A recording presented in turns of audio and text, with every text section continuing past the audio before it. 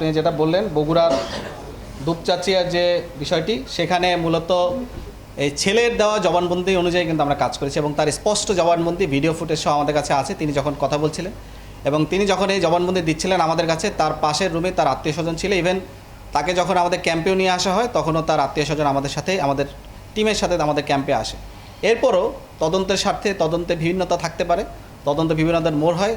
তদন্তকালীন সময় যদি আমাদের কোনো সহায়তার দরকার হয় আমরা অবশ্যই সহায়তা করব। এছাড়াও যেটা বললেন যে আমাদের র্যাবের কোনো সদস্যের জন্য যদি কোনো ধরনের অভিযোগ বা কোনো ধরনের গাফিলতি পাওয়া যায় আমরা অবশ্যই তার ব্যবস্থা নিব এবং আমরা তদন্ত সাপেক্ষে সে ধরনের ব্যবস্থা নেব। আমাদের কাছে যদি অভিযোগ আসে আমরা অবশ্যই এটাকে খতিয়ে দেখব।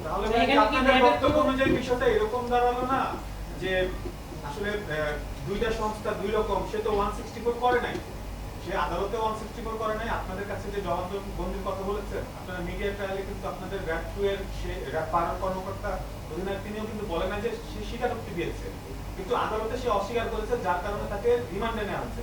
তাহলে কি বিষয়টা এমন হলো না যে এখনো এই হত্যাকাণ্ড নিয়ে পুরো বিষয়টা ধোঁয়াশা রয়ে গেল?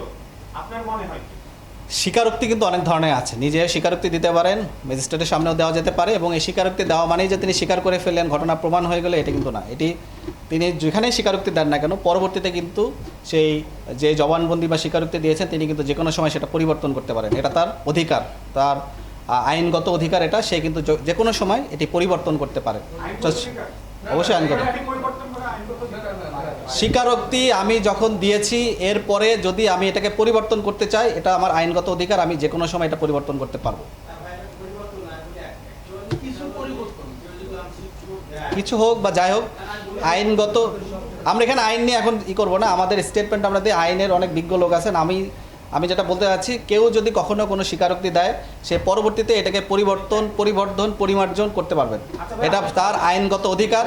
সে তখন বলতে পারে আপনারা 164-এর যে সিস্টেম এটাও জানবেন, 161-এর যে সিস্টেম এটাও আপনারা জানবেন।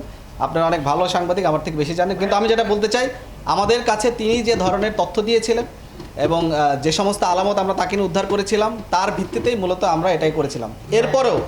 এরপরেও আমাদের যদি কোনো গাফিলতি থাকে এটা একটা তদন্তাধীন বিষয়, উভয় সংস্থায় তদন্ত করছে।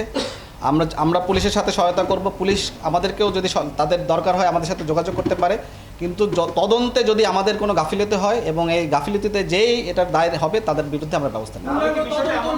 পূর্ণাঙ্গ তদন্ত না করে এইভাবে একটা ছেলেকে মিডিয়ার সামনে এনে মায়ের খুনি বলা, এই মিডিয়া ট্রায়ালের দায় কি র্যাব নেবে কিনা? কারণ এখানে আরেকটি সংস্থা তদন্ত করে দেখেছে যে পুলিশ তারা বের করেছে যে ভাড়াটিয়া। তাহলে আপনাদের তদন্ত তো আসে নাই, আপনারা তদন্ত পূর্ণাঙ্গ না করার আগে একটি মানুষকে খুনি দায় করিয়ে আপনারা মিডিয়ার সামনে ট্রায়াল দিলেন কেন? আমি যেটা বলেছি যে তার দেওয়া তথ্য মতে এবং তার সাথে নিয়ে আমরা যে সমস্ত আলামত উদ্ধার করেছি সেটার ভিত্তিতেই আমরা আপনাদেরকে জানিয়েছি।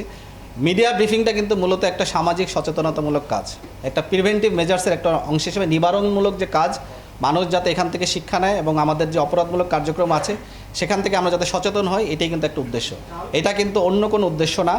মানুষকে সচেতন করা এবং নিবারণমূলক যে কার্যক্রম তারই অংশ হিসেবে মূলত আমরা এটাকে কাজ করি। আপনি কখনোই বললেন পুলিশ ভুল তথ্য দিয়েছে। তদন্ত এটা এখন যেটা বলা হচ্ছে এটা পূর্ণাঙ্গ তদন্ত পর অন্য কিছু বের হইতে পারে। এটা একটা ডাইনামিক্স, একটা বিষয়বস্তু তো পুরোটাই চেঞ্জ হয়ে গেছে। বিষয়বস্তু কিন্তু পুরোটাই চেঞ্জ হয়ে গেছে। আমি আপনাদেরকে স্পষ্ট করে বলতে চাই, র্যাবের এই তদন্তে যদি কোনো গাফিলতি থাকে এবং কোনো ধরনের যদি আমাদের তথ্যগত বা প্রক্রিয়াগত কোনো ধরনের ভুল থাকে এবং এই প্রক্রিয়ার সাথে যদি কেউ দায়ী হয় তার বিরুদ্ধে যথাযথ ব্যবস্থা গ্রহণ করা হবে। এটাই হচ্ছে আমাদের অবস্থা।